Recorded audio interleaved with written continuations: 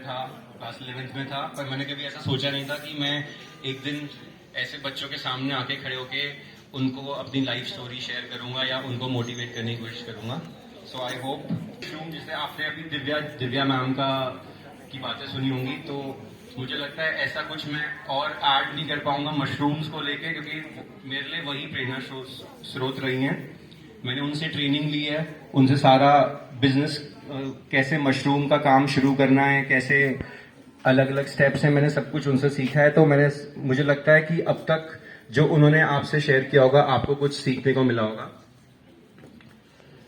Coming back की, जैसे अभी आप सब बच्चों को देख के, जैसे मैंने कहा, मुझे अपना टाइम याद आ रहा है जब मैं आपकी एज का था। तो तब बहुत एनर्जी थी, बहुत एक्साइटमेंट था कि लाइफ में कुछ करना है, बट कोई प्लान नहीं था।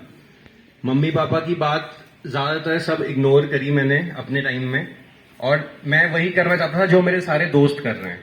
जैसे मुझे अभी तक ढंग से याद है, जब मैं क्लास 10th में था, 11th में था, मेरी मम्मी मुझे रोज कहती थी कि तुझे फौजी बनना चाहिए। और मैं सोचता कि नहीं, क्या बातें कर रहे हो, फौज ही नहीं, फौज में नहीं जाना, मुझे कुछ और करना है। बट जब मैं कॉलेज में आया, फिर जब टाइम आया कि कॉलेज खत्म होने वाला है, अब नौकरी करनी पड़ेगी, कुछ ना कुछ करना पड़ेगा, तब मैंने रियलाइज करा कि यार माँ तो सही कहती थी कि फौज में ही जाना चाहिए था। बट इसका मतलब ये नहीं है कि मैंने 12th के बाद एनडीए का एग्जाम नहीं भरा तो अब मैं फौज में नहीं जा सकता हूँ। उसके बाद भी रास्ते होते हैं फौज वगैरह में ऐसी जाने के, जैसे सीडीएस, तुम ग्रेजुएशन करने के बाद सीडीएस की परीक्षा दे सकते हो। तो मैंने वो सब ट्राई करा, मेरी परीक्षा क्लियर भी हुई। फिर मैं इंटरव्यू के लिए गया इलाहाबाद, एसएसबी होती है इलाहाबाद में, पर मैंने 2-3 प्रयास देके मेरा सिलेक्शन नहीं हुआ।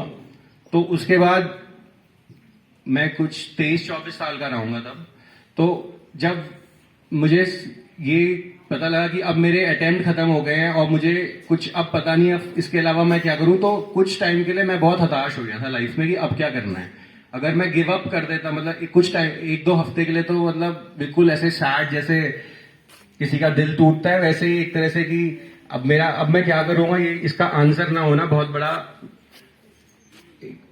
इट वाज लाइक कि अब कुछ आगे दिख नहीं रहा है रास्ता कि करना क्या है। बट अगर हम ऐसी लाइफ में गिव अप कर दें तो इससे ऐसे काम नहीं चलेगा। लाइफ बहुत ही लंबी है, छोटे छोटे ऐसे आप उसको स्पीड ब्रेकर्स बोले या मुश्किलें बोले लाइफ में, ये हर किसी की लाइफ में आती हैं। But if we give up ऐसी मुश्किलें फेस करके, तो उससे फिर हम कुछ भी ट्राई करें, वी कांट डू एनीथिंग। तो मैं आप सभी को ये बताना चाहूंगा, अभी आप क्लास 10th, 11th, 12th में हैं, तो पढ़ाई बहुत इंपॉर्टेंट है इस एज में।